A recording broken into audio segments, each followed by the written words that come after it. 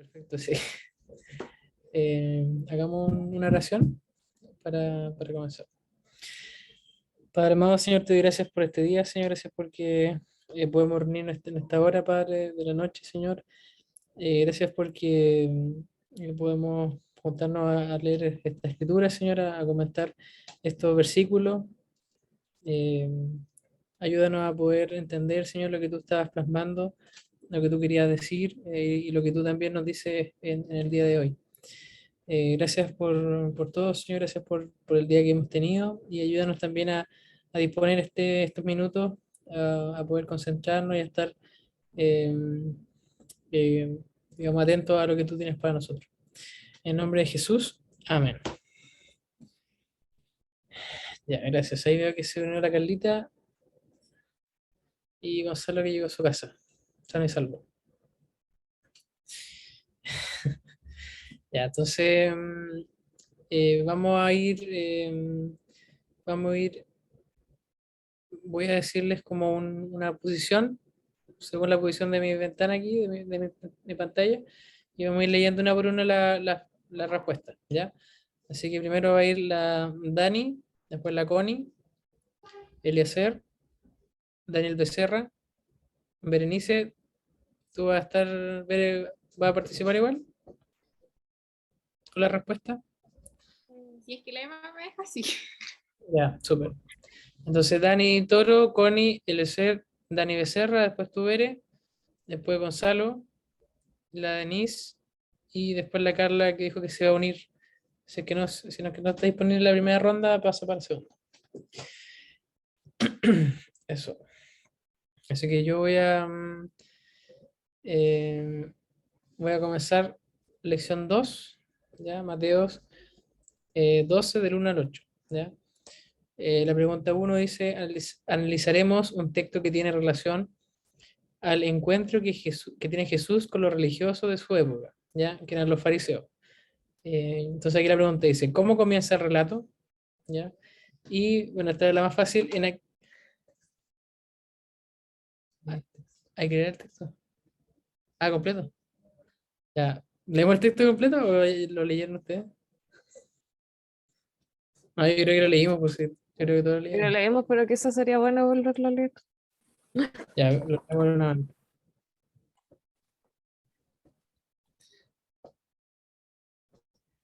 Ya, Mateo 12, 1. Yo voy a leer la Reina Valera 60. Dice, los discípulos recogen espigas en el día de reposo. En aquel tiempo iba Jesús por los sembrados en un día de reposo. ¿Ya? Aquí dice, aquí equivale a sábado. Y sus discípulos tuvieron hambre y comenzaron a arrancar espigas y comer. Viéndolo los fariseos, le dijeron, he aquí tus discípulos hacen lo que no es lícito hacer en el día de reposo. Pero él les dijo, ¿no habéis leído lo que hizo David cuando él y los que con él estaban tuvieron hambre?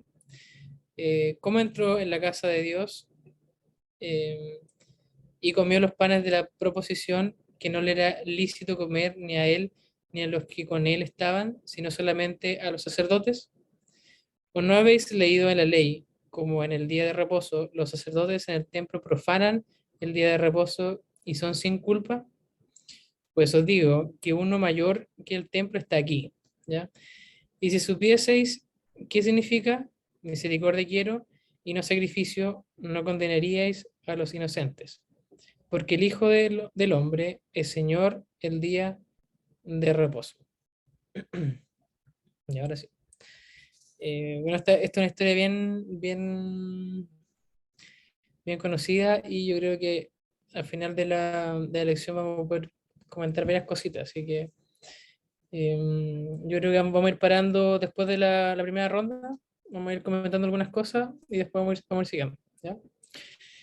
Entonces, en aquel tiempo iba Jesús por los sembrados en un día de reposo, ¿ya? Eso era la número 1. Dani, Doro, la 2, por favor. Dice, para Israel el día de reposo era sagrado. ¿Cómo le llamaban? Shabbat le puso entre comillas. O el Shabbat. Perfecto. ¿Alguien tuvo la respuesta ahí?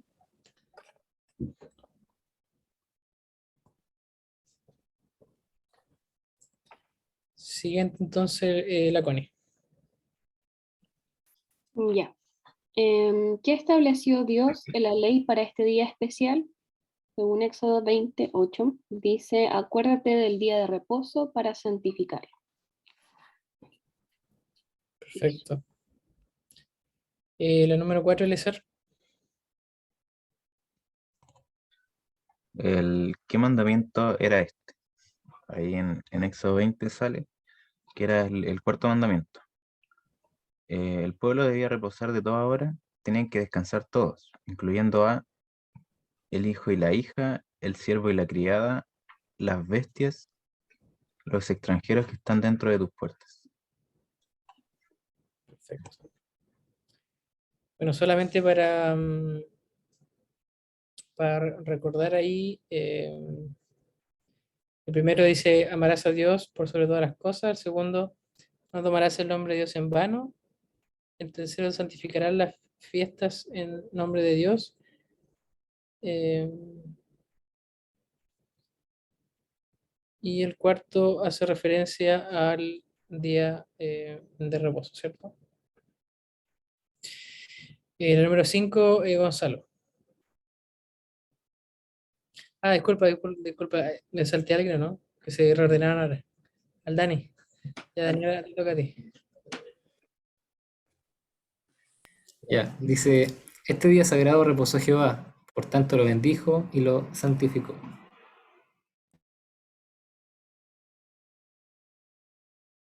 Perfecto. Después venía el... Yo venía ¿La después Denise? de la... A la Vere. A ver, no está la Vere, ahora se desconectó.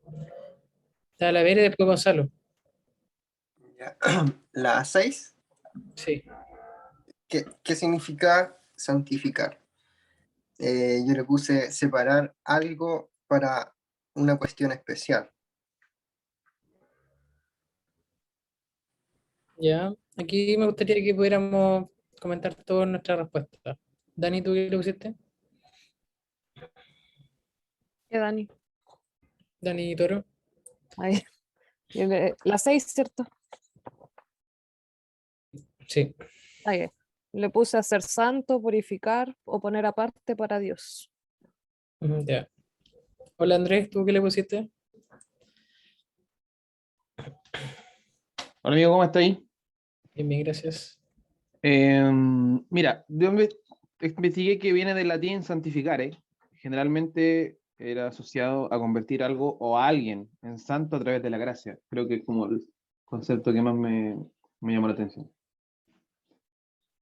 Gracias, Andrés. Carlita, ¿tú qué le pusiste en esa?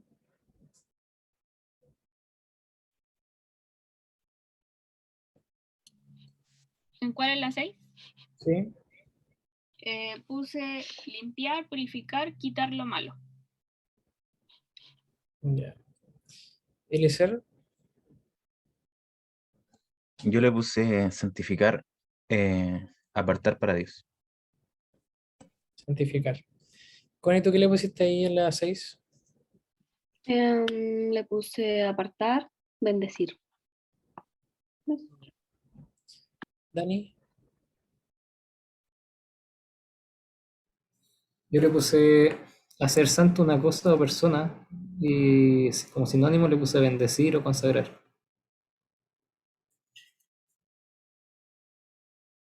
perfecto. Me falta Denise.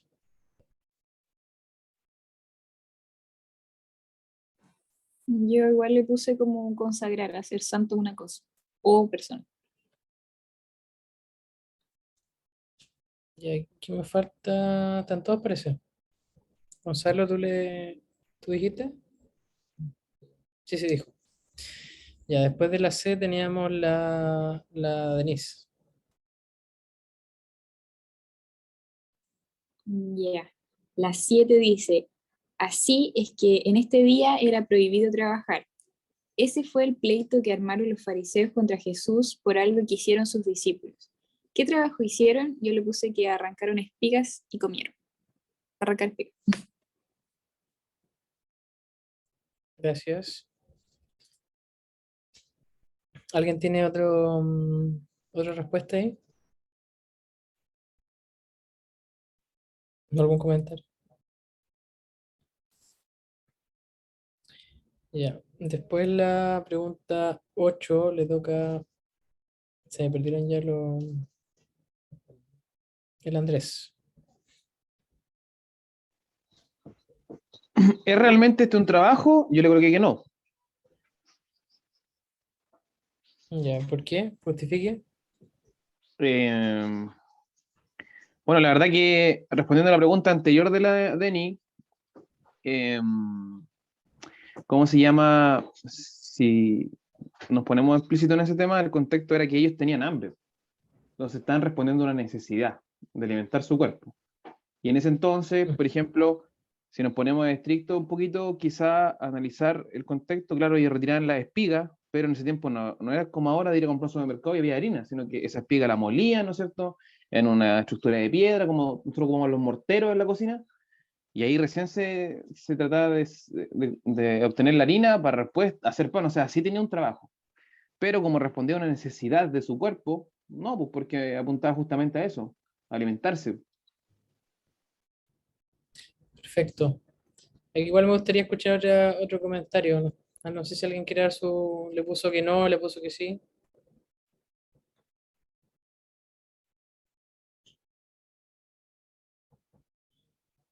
Kelly, ¿tú qué le pusiste? Yo le puse que no, igual, porque yo trabajo lo entendía como algo que le dedicáis un horario de trabajo. Ujú. Sería como decir que tú haces pan en la casa y eso sería un trabajo. También no es un trabajo, eso. Oye, ¿qué te pasa con tu papá? Oye, sí. Lo haces en la casa. tomarse. En la casa, dije. En O la sea, los panadería dueños otra de cosa. casa no trabajan.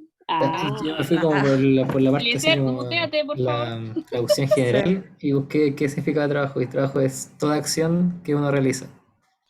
Yo Y mi igual le respuesta puse que fue sí, que sí. Yo igual le puse que sí, de hecho difiero con Tiene que ustedes, estar chiquillos, lo en su siento. derecho. porque es cualquier cosa, o sea, cualquier cosa que Entonces, involucre, como lo que dice Andrea, involucre imagínate, hacer algo. en ese sentido, por ejemplo, los temporeros no trabajarían porque ellos van a recoger simplemente las frutas. Ese es su trabajo. Claro.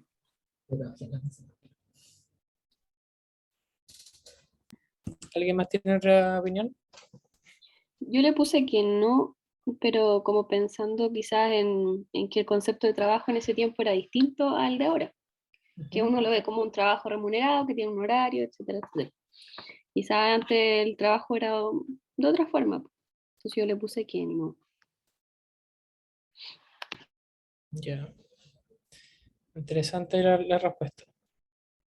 Yo creo que más a medida que vamos pasando por la lección, vamos a ir dándonos cuenta, en verdad, las respuestas van en función más o menos de qué es lo que quiere decir el escritor con esa pregunta. ¿Ya?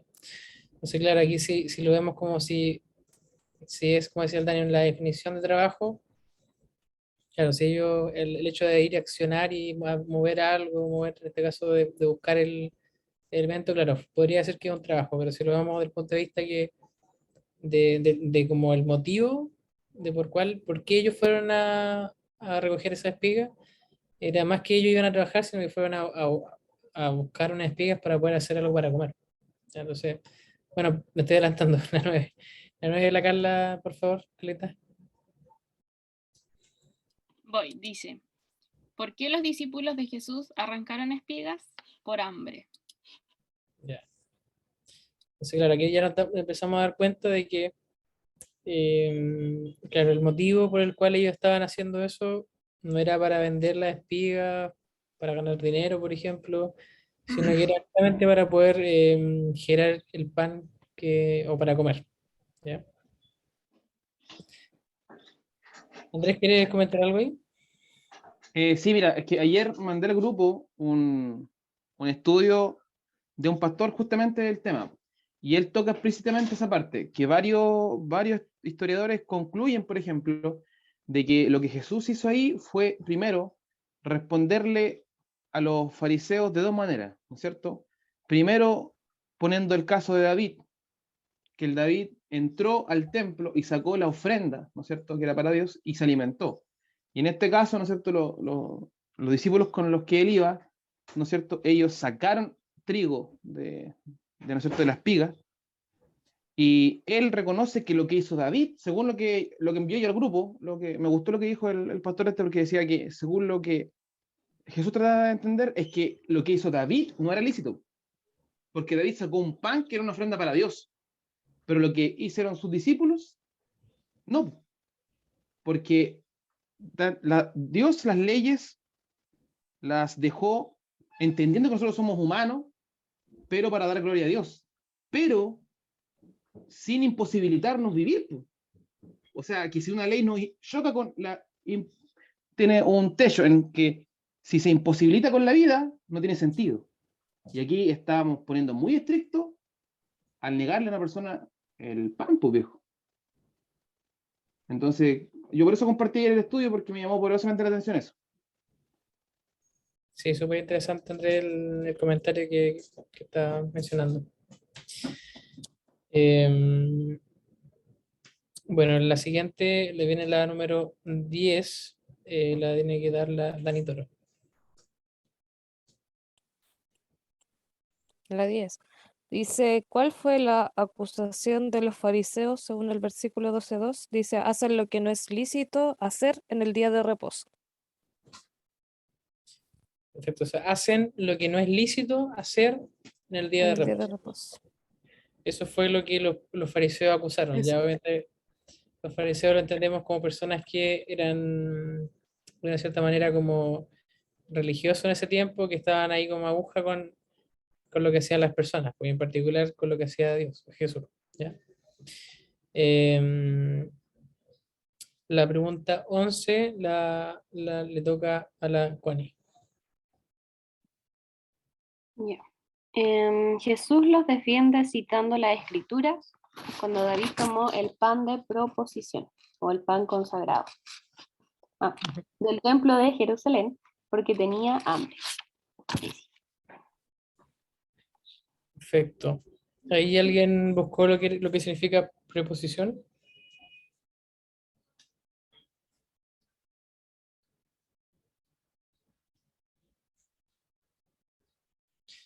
No sé si, bueno, yo busqué que se refería como preposición como presencia, ¿ya?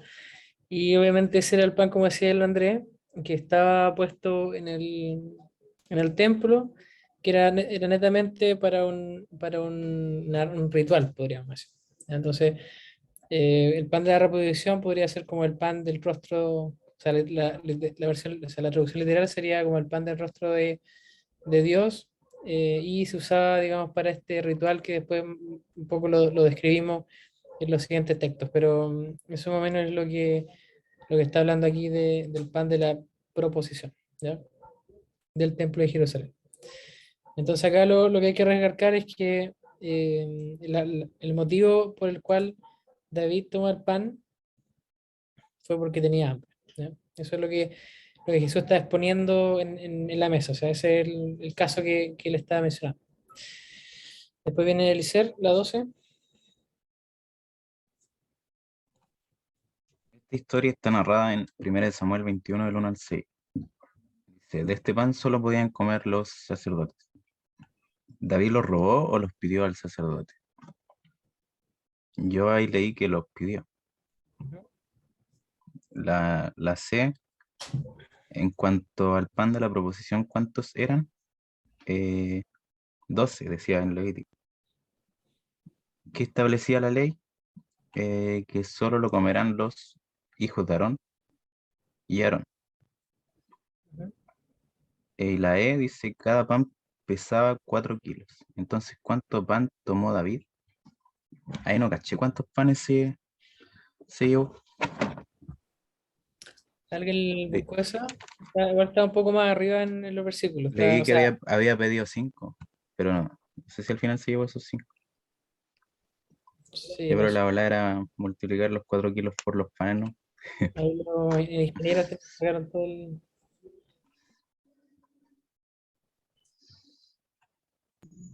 Ya, o sea, yo igual leí lo mismo que Leli, decía que pidió 5 panes, pero decía, dame 5 panes o los que tenga. Pero como en ninguna parte del texto especifica cuántos panes tenía el sacerdote, pues, quizás se refería a los 12 que tenía al principio, o sea, cuando estaba hablando en 1 Samuel, o, o tenía menos, o no sé.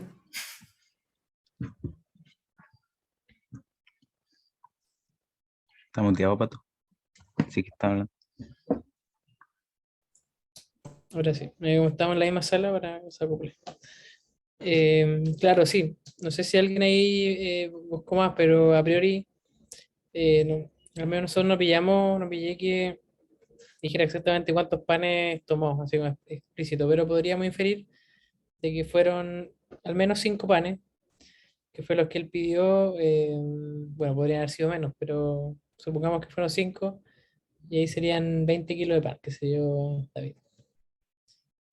Tenía hambre. Ujú. Entonces Dios no consideró que David y sus soldados hubieran transgredido la ley, dice, porque no era esa la intención, sino porque no tenían hambre. Recordemos acá que estos panes, como lo que yo decía anteriormente, que eran los panes como destinados a este ritual,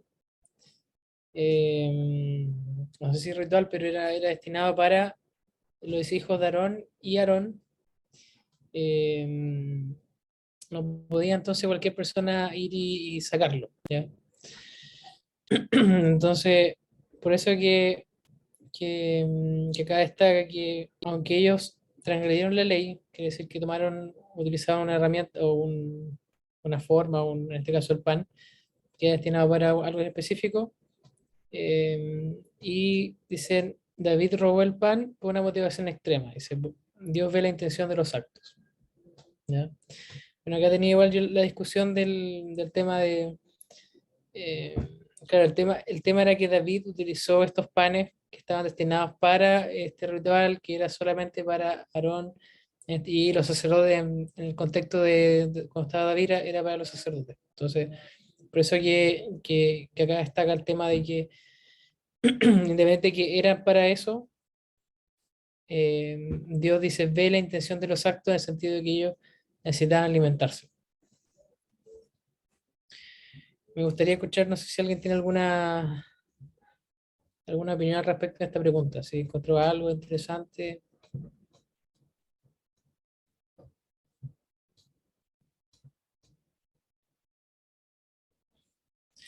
Perfecto, entonces seguimos. La pregunta 13 y le toca al Gonzalo, ¿no?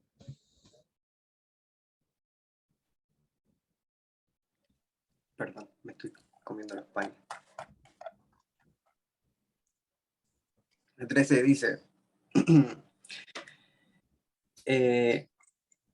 Jesús cita este episodio para declararles que sus discípulos tenían hambre. Por eso tomaron aquellas espigas el día de reposo y hicieron pan. No quebrantaban el día de reposo. Su intención era, no sé, yo creo que era comer, no transgredir la ley. Oh, no, Ya. no sé. Creo que estamos todos de acuerdo con esa respuesta, ¿ya? Voy a cambiar el orden. Carla, la 14, por favor. Dice, una cosa es la ley, su espíritu o intención, y otra muy diferente es el legalismo, que llega a ser pleitos por minucias, o detalles insignificantes. Jesús interpreta la ley en su sentido espiritual y no legalista. Al revés, los fariseos eran legalistas y no espirituales. ¿Le doy la 15 igual? La 15 la voy a dejar Silela porque... Ya, Lela ¿qué mejor. entiende usted por legalista? Alguien que excesivamente respeta las leyes, que cumple las leyes exactamente. Ya, perfecto. Gracias, Carlita. Aquí igual me gustaría que pudiéramos comentar. Andrés.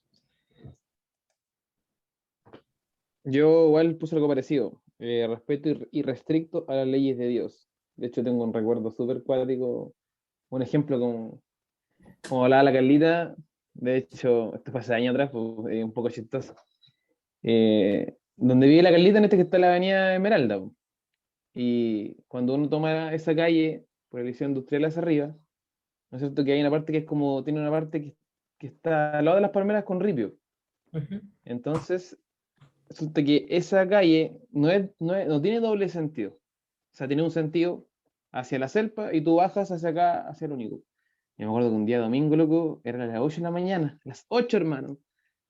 Y estaba un carabinero sacando partes, loco, a las personas que venían contra el tránsito. Y me acuerdo muy ejemplificado en este caso. Así que hay personas que realmente son demasiado legalistas. Y como que fundamentalmente el espíritu del que habla Jesús, que es el amor, la misericordia, no los ves, pues, sino más bien ves la, ¿cómo se llama? La rigidez por aplicarla. Perfecto. Connie.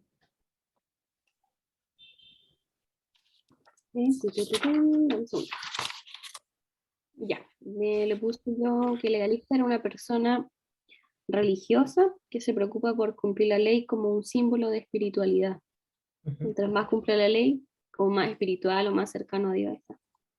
Perfecto. Sí. Contra el Dani y después a la Denise. Yo le puse. Dice una persona que cumple la ley literalmente.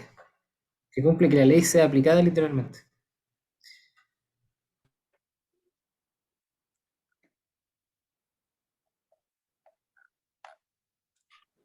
Yo le puse que también que tiene que ser aplicada como al pie de la letra, literalmente, pero que no tiene que tener en cuenta, o sea, como que no tiene en cuenta ninguna circunstancia extra que pasa, como que le aplica tal cual. Perfecto. Eliezer, ¿me faltas tú? La Carla igual después. Ah, no, la Carla era primero. Eliezer. Yo le puse que se apega estrictamente a lo que dicen las leyes eh, y sin ningún tipo de consideración o de compasión o algo así. Lo que dice las leyes es lo que dice. Perfecto. ¿Tú, Gonzalo? Ah, una persona estricta con las leyes, que se preocupa mucho o excesivamente de que se cumplan.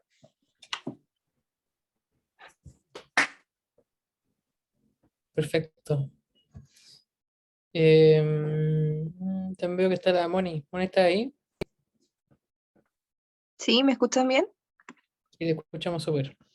Ya, yo le puse que es una persona pegada a las normas, que se preocupa excesivamente por la aplicación al pie de la letra de las leyes.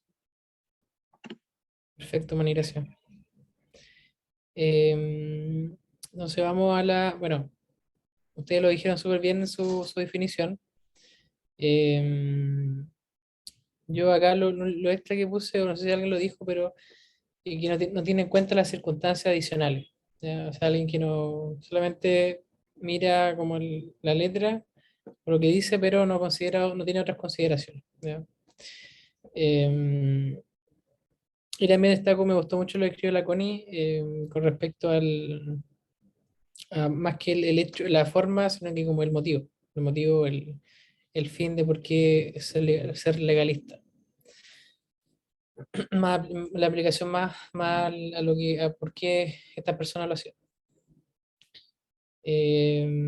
Al Dani, me dice.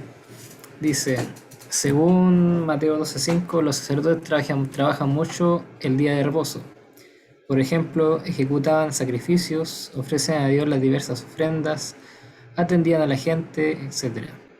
Pero no está en su motivación, trabajar y quebrar el día de reposo.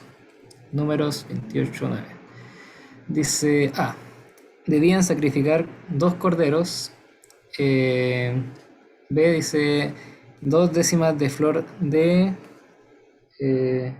de harina amasada con aceite. Ya. Bueno, aquí está describiendo de dos de las actividades que hacían los sacerdotes. Y la 17 y la 18 nos muestra un poquito de como yo pienso que lo que queremos ver aquí es cómo pesamos esta actividad. Entonces, Andrés, ¿se puede leer la 17? ¿Cuánto trabajo ocasiona matar 2 corderos? Yo puse que mucho. Súper. Bueno, Andrés, yo creo que sabe de.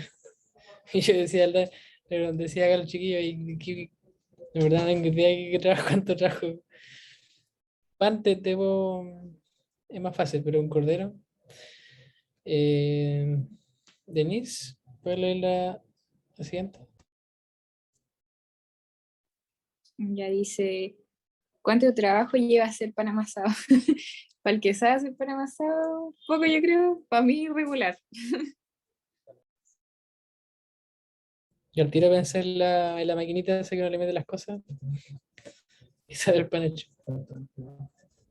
Ah, falta una parte. Ah, ya sí, sí. Dice, pero este trabajo no quebranta el mandamiento, porque no tiene esa intención.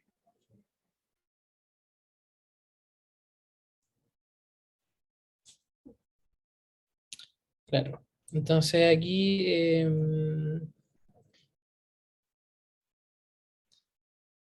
estamos viendo entonces estos dos trabajos que parece que se repiten.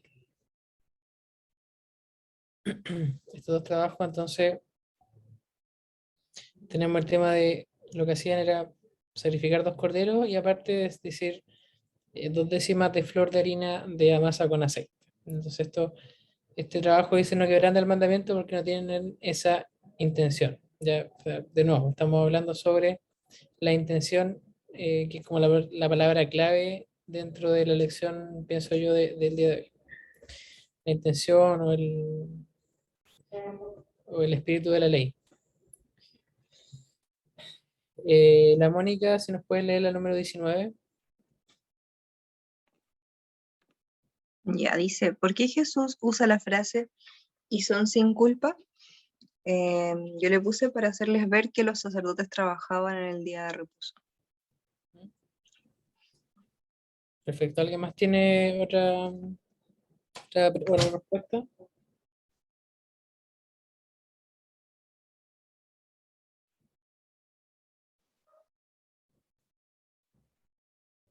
¿Nadie tiene otra respuesta?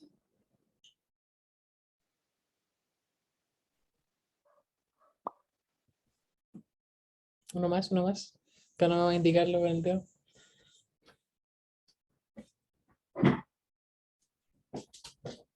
Ujú.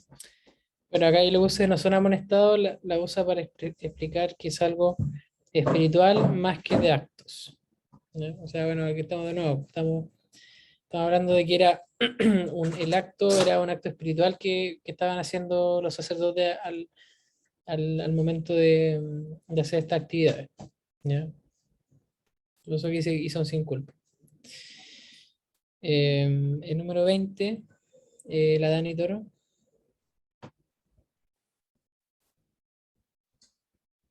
Ya. Dice, luego de responder a los fariseos defendiendo a sus discípulos, Jesús hace una afirmación fenomenal. ¿Cuál es? Según el versículo 12:6, dice, porque os digo que uno mayor que el templo está aquí. Ya. Súper impactante la definición. La 21, Connie. Jesús se compara con el templo de Jerusalén. ¿Significa esto que es mayor que el templo? Gracias, Connie. El ser la 22. Dice, ante esta declaración, ¿cómo se habrán sentido los fariseos? Imagina, aquí había que suponer cómo se habría sentido. Yo le puse que, de partida, yo le puse que como que habrán reaccionado molestos, así como picados, porque quedaron como sin argumento después de todo lo que dijo Jesús. Sí, supongo yo que reaccionaron. Ujú. ¿Alguien más agregó otra definición? O sea, otra respuesta.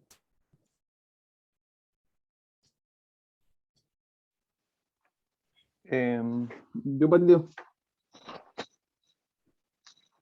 Mira, si tú lees el pasaje, ¿no es cierto? Lo que estamos estudiando ahora. Después abajo, Dios sana a un hombre con una mano seca. Y ahí dice claramente que los fariseos se enojaron aún más porque hizo un milagro en un día de reposo. Entonces yo coloqué que la abundancia de su corazón se dio a flote y conspiraron contra Jesús para matarle, tal cual como lo dice acá. Claro. De hecho, yo creo que tiene mucho que ver el tema del concepto que vimos antes del legalismo. ¿Ya? Yo pienso que para los fariseos fue súper, no sé si como, no sé, pues, hereje para ellos que él dijera algo así, porque ellos tenían un concepto del templo como muy sublime o como muy apartado. Entonces que alguien venga y le dice que oye, soy superior al templo, pienso que igual él lo hizo molestarse mucho, creo. Em, ¿En quién vamos? ¿En el cero o en el Gonzalo? ¿Qué leyó recién? La Connie. Yo leí recién. Ah, ya. Gonzalo toca entonces. La 23.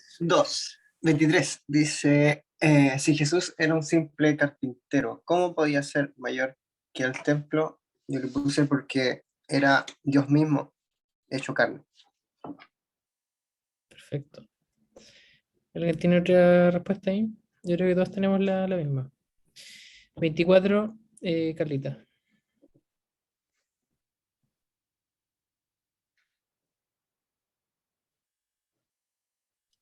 Dame un segundo que... No la tengo así por si acaso.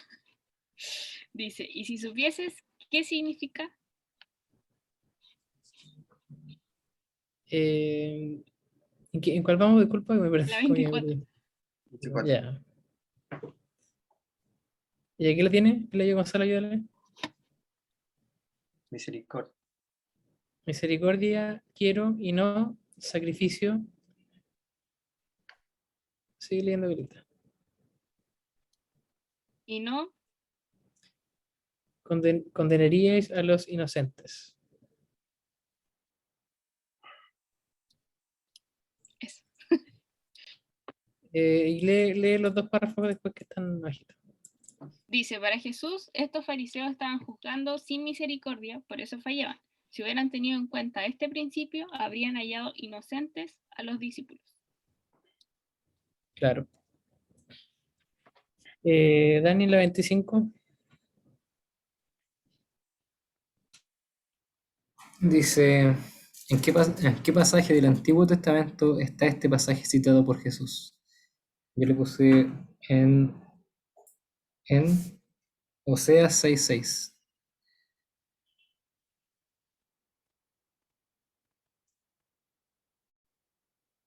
Perfecto. O sea, 6:6 dice, porque misericordia quiero y no sacrificio, y conocimiento de Dios más que holocaustos. ¿Ya? Entonces, la 26, Andrés.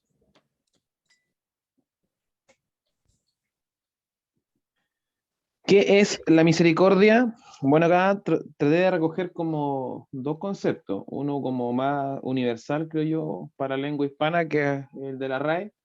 Y la RAE define misericordia como la virtud que inclina el ánimo a compadecerse de los sufrimientos y miserias ajenas. Pero yo creo que desde una perspectiva cristiana, me quedo con el siguiente, que es un atributo de Dios en cuya virtud perdona los pecados y miserias de sus criaturas, lo cual lo vemos en Efesios 2, del 4 al 5. Pero Dios, que es rico en misericordia, por su gran amor por nosotros, nos dio vida con Cristo, aun cuando estábamos muertos en pecados. Por gracia ustedes han sido salvados.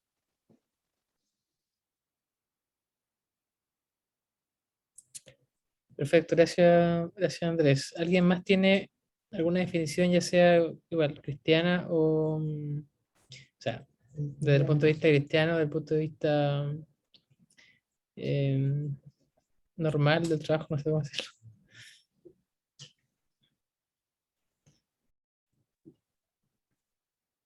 Yo le puse que era comprender y experimentar el dolor o la necesidad de una persona. Ujú. Perfecto. Y Andrés dijo compasión, Andrés, tú dijiste, empatía.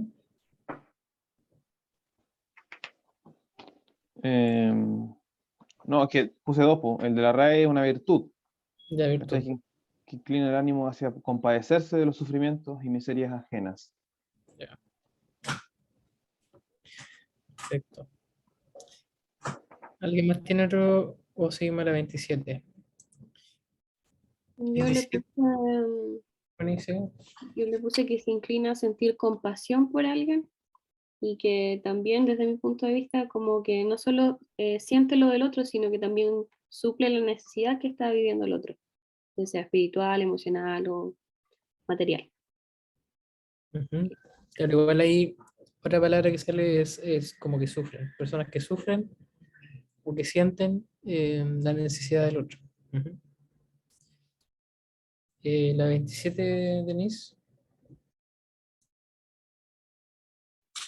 Ya, dice, luego de reprenderles por falta de misericordia, Jesús nuevamente pronuncia una frase extraordinaria, porque el Hijo del Hombre es Señor del día de reposo. ¿Sí?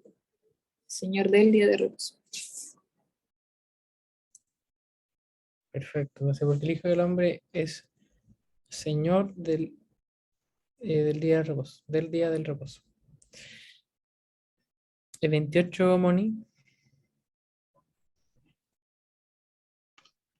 Cuando usa el concepto hijo del hombre se está refiriendo a, yo le puse a sí mismo. Ujú. ¿Alguien puso una diferente ahí?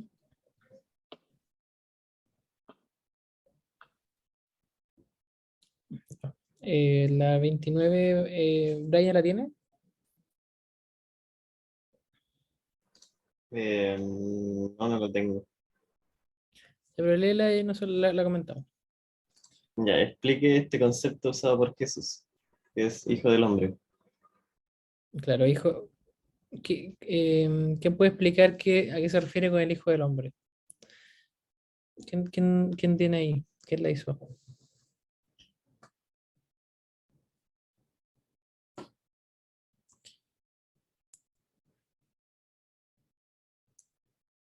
¿Nadie la escribió? Yo le puse que habla como, en este caso, de la condición de humanidad de Jesús como una persona natural. ¿Ya? ¿Alguien más? Yo igual le puse eso, o sea, que Jesús, a pesar de ser Dios, se había hecho hombre. Entonces hace referencia a eso. Y también pillé que podía hacer referencia a una visión que tuvo Daniel Mm. de, de como de otra, como de un ser, y a ese le dijo hijo de hombre, y que todo indica que era Jesús, Ujú. pero más que nada porque era hombre, su humanidad. Perfecto. Sí, yo creo que acá Jesús está usando este término para describirse a sí mismo como del género humano o mostrando su humanidad en su persona. ¿Ya? Dani, Toro, la 30 por favor. Ya, dice, ¿qué significa? La 30. ¿Qué significa el concepto señor? Yo le puse que significa que es dueño o amo. Ujú. Gracias, Dani. ¿Alguien más tiene otra pregunta? Perdón, otra respuesta.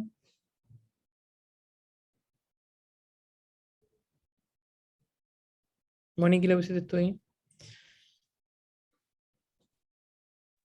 ¿Moni o Connie? Moni. Ah, ya. Yo le puse igual lo mismo que la Dani. Le puse que era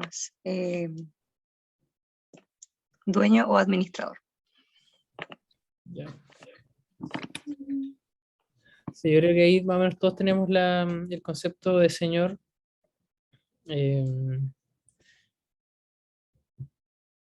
Claro, acá yo busqué que decía, viene la palabra Kyrios, que se puede traducir O sea, puede traducir, referirse a la diferencia social que existe entre los hombres, ¿ya? Y también es utilizada para referirse para el reconocimiento de que Dios es el amo y el dueño de nuestras vidas, ¿ya? Eso más o menos el concepto de Señor. O sea, ser superior en, en una forma de una organización, etc. ¿Alguien más tiene ahí otra respuesta? Entonces pasamos a la 31, que ya vamos cerrando ya. ¿A quién va? La Connie. 31, Connie. Ya. Explica el concepto día de reposo. No la hice, pero por lo que veníamos hablando, tiene que ver con ese día que guardan especialmente para adorar al Señor, ¿cierto? Y no trabajar, sino concentrarse específicamente en eso. Ujú. Perfecto, gracias Connie. Yo creo que vamos a cerrar y después vamos a ir comentando en torno a esta respuesta. La aplicación dice, ¿debemos guardar el sábado o el domingo? ¿Ya? ¿Debemos guardar el sábado o el domingo? Pregunta. Se ha discutido por siglos si corresponde reposar el sábado o el domingo, y hay argumentos a favor de cada postura, ¿ya? El pueblo judío debía guardar el Shabbat o descanso, de allí proviene sábado, pero los cristianos que no eran judíos, gentiles, ni siquiera sabían que existiera un día de reposo, ¿ya? Entre comillas. Así que en honor al día en que resucitó Jesús, comenzaron a guardar el primer día de la semana, no el último. El apóstol Pablo enseña a aclarar el tema de Romanos 14, del 5 al 6. Dice, uno hace diferencia entre día y día, otro juzga iguales todos los días. Cada uno esté plenamente convencido en su propia mente. El que hace caso del día lo hace para el Señor, y el que no hace caso del día para el Señor no lo hace, ¿ya? Entonces lo importante no es si se guarda el sábado o el domingo u otro día, sino obedecer a Dios guardando un día. Si le llega a descalificar el que piensa diferente, se podría caer en un fariseísmo sin misericordia, como el del tiempo de Jesús. Ya esta es la reflexión que hace el escritor en la lección. Me gustaría así que pudiéramos discutir en torno a la pregunta 31. Y me gustaría escuchar al menos dos respuestas más de la pregunta 31. ¿Qué le pusieron? Ahí tú, Andrés, por ejemplo, ¿qué le pusiste? Gracias, amigo. Estaba esperando que me diera el pase. Ni cara. Bueno, la verdad que yo esto es lo que investigué yo, porque para mí al menos personalmente ha sido un tema, por amigos, por personas, por muchos tipos de credos que guardan el sábado, por familias cercanas. Entonces para mí ha sido un tema en oración y en estudio para poder realmente llegar a una respuesta que me deje tranquilo, en mi sentir. Y se la voy a compartir. La pregunta dice, explique el concepto del día de reposo. Yo le coloqué que el día de reposo es un claro mandamiento de Dios, no puedo negar eso. Y lo vemos en Éxodo 20 al 10. Nace como mandamiento al pueblo de Israel una vez fueron liberados del yugo egipcio, ¿no es cierto? Y como decía claramente ahí Pablo, a los romanos en la carta que él alude justamente a la fiesta, hace un tiempo atrás estábamos estudiando un día con el estudio de la iglesia, justamente el libro de Ezequiel, y llegué a un pasaje del libro de Efesios, y se los quiero compartir. Y dice, unidad y paz por medio de Cristo. Dice, no olviden ustedes los gentiles, o sea nosotros, que antes estábamos excluidos, éramos llamados paganos incursisos por los judíos, quienes estaban orgullosos de la circuncisión, aun cuando esta práctica solo afectaba su cuerpo, no su corazón. En esos tiempos ustedes vivían apartados de Cristo, no se les permitía ser ciudadanos de Israel y no conocían las promesas del pacto que Dios había hecho con ellos. Ustedes vivían en este mundo sin Dios y sin esperanza, pero ahora han sido unidos a Cristo Jesús. Antes estaban muy lejos de Dios, pero ahora fueron acercados por medio de la sangre de Cristo. Pues Cristo mismo nos ha traído paz. Él unió a judíos y a gentiles en un solo pueblo cuando Él, por medio de su cuerpo en la cruz, derribó el muro de la hostilidad que nos separaba. Lo logró al poner fin al sistema de leyes, de mandamientos y ordenanzas. Hizo la paz entre judíos y gentiles, al crear de los dos grupos un nuevo pueblo en Él. Cristo reconcilió a ambos grupos con Dios en un solo cuerpo por medio de su muerte en la cruz, y la hostilidad que había entre nosotros quedó destruida. Cristo les trajo la buena noticia de paz, tanto a ustedes, los gentiles, que estaban lejos de Él, como a los judíos que estaban cerca. Ahora todos podemos tener acceso al Padre por medio del mismo Espíritu Santo y gracias a lo que Cristo hizo por nosotros. Yo creo que aquí no hay nada más que agregar. Yo creo que lo que puedo rescatar, después de lo que Pablo dice claramente ahí, que aquí no se trata, ¿no es cierto?, de ponernos legalistas, porque si nos ponemos estrictos, el día que Dios dijo al pueblo de Israel era el sábado. Lamentablemente, en la mirada de Occidente y en la cultura en la cual nosotros tenemos, el día sábado no lo guardamos porque se trabaja. Y por eso el día domingo se deja como un día libre para que ojalá todos puedan acomodarse a trabajar de lunes a sábado. Culturalmente hemos construido eso. Yo no tengo problemas de guardar el día sábado, pero como dice Pablo, yo soy un gentil. Conocí a Cristo acá en Chile, nací acá en Chile. Guardamos fiestas chilenas como la chilenidad, ¿no es cierto?, como el 18 de septiembre. Y yo me quiero quedar con eso, con justamente el espíritu de esta, al menos de lo que a mí me quedó, que Cristo lo último que dijo en la cruz fue consumado es. Entonces me basta y me sobra con lo que Cristo hizo en la cruz. Esto no se trata de hacerlo por mérito, porque si nos ponemos a creer de que estamos guardando el sábado por un mérito, estamos diciendo que lo que hizo Cristo en la cruz no basta, falta un poco. Entonces yo creo que aquí claramente tenemos que entender la gracia como es. Eso quería compartir, Patito. Disculpen si me explayé. Gracias, Andrés. Gracias, Andrés. ¿Alguien más tiene algún comentario, alguna reflexión personal?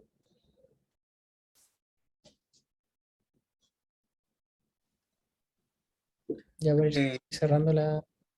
Yo, Patito, o sea, yo comparto más que nada lo que hemos visto o hemos reflexionado en los estudios que hemos tenido de la Iglesia del Antiguo Testamento.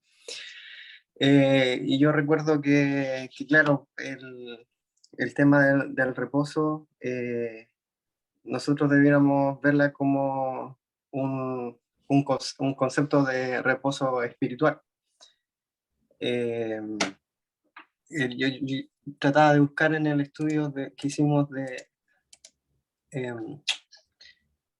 encontré esta cita que salía en uno de los estudios del Antiguo Testamento, es del Nuevo Testamento, pero salía nombrado ahí, que era Hebreos 4 del 9 al 11, que decía, por tanto, queda un reposo para el pueblo de Dios, porque el que ha entrado en su reposo también ha reposado en sus obras, como Dios de las suyas. Procuremos pues entrar en aquel reposo para que ninguno caiga en semejante ejemplo de desobediencia. Entonces, en base a ese versículo, al menos yo quedo claro que obviamente ese reposo espiritual del descanso uno tiene que hacerlo en Dios, y por eso uno asemeja el no usar la obra o el trabajo como base de justificación para no buscar al Señor o reposar en Él, y dedicarlo, como lo hacemos normalmente, dedicarlo en un día a la semana. Y recordaba el ejemplo que dio, no sé qué, no recuerdo del hermano, no sé si fue la misma tía Chini o algo, que claro, uno cuando, por ejemplo, un niño tiene sus problemas o llora en la semana o en un día, es distinto que uno consuela al niño con cosas lógicas, con ideas que el niño no va a entender y no lo va a consolar, a diferencia que llegue su mamá y lo abrace. Entonces, con ese concepto a mí me queda como esa reflexión del concepto del día de reposo, y obviamente este versículo lo respalda de que yo debo, claro, dedicar este descanso en el Señor, en su búsqueda, y no tratar de justificarme o tratar de entorpecer ese descanso en el Señor con obra o trabajo que no conlleve un verdadero descanso en Él. Eso es lo que yo reflexioné el día de hoy, tratando de recordar lo anterior. Ese Gonzalo. Sí, es súper interesante las reflexiones que se pueden ir sacando de estos textos. Tenemos por una parte el debate este del sábado, en particular como el día de reposo.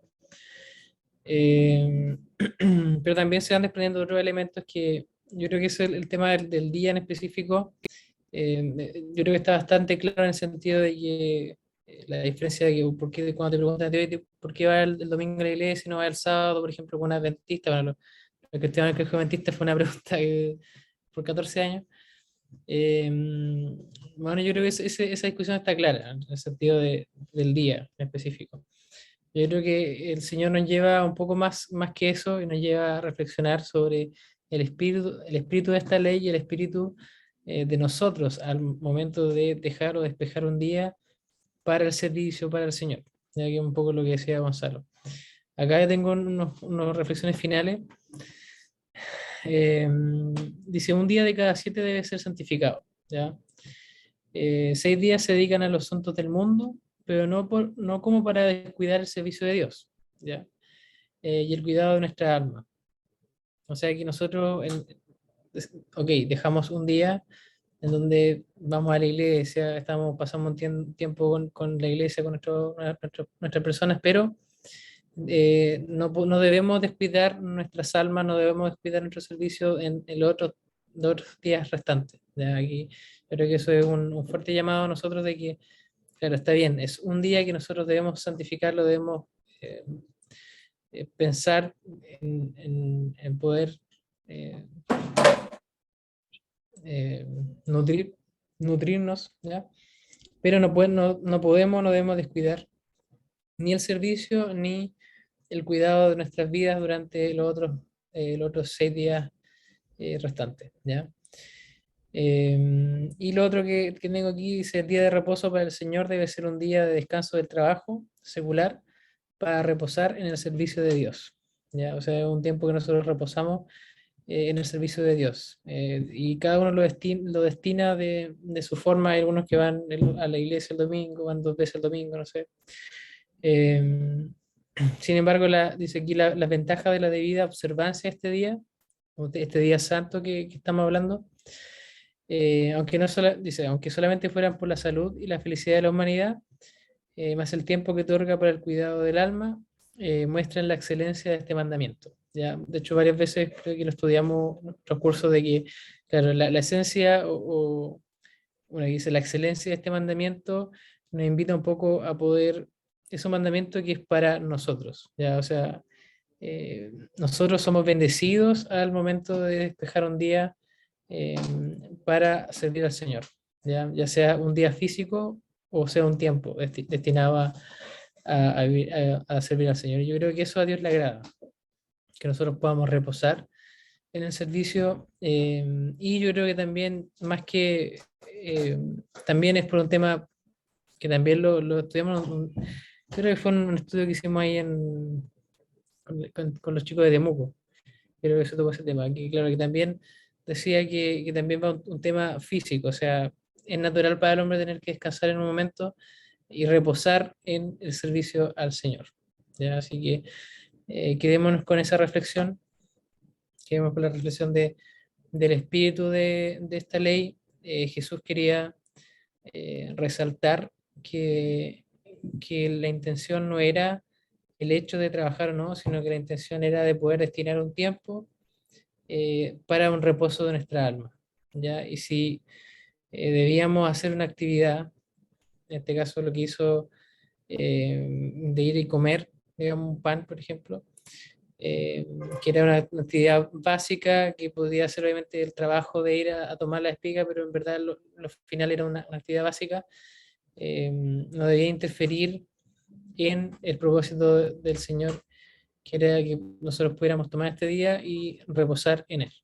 ¿Ya? Así que eh, reflexionemos en eso, reflexionemos en nuestras vidas, estamos dejando ese tiempo para el Señor. Yo creo que el Señor quiere que dispongamos un tiempo para reflexionar en Él, descansar en Él, reposar nuestra vida en el Señor. ¿Ya? Eso, vamos a orar. la última oportunidad si alguien quiere comentar algo antes de orar, para no dejarlo ahí con la inquietud. Y si no, vamos a orar. Perfecto. Entonces, inclinar nuestro rostro.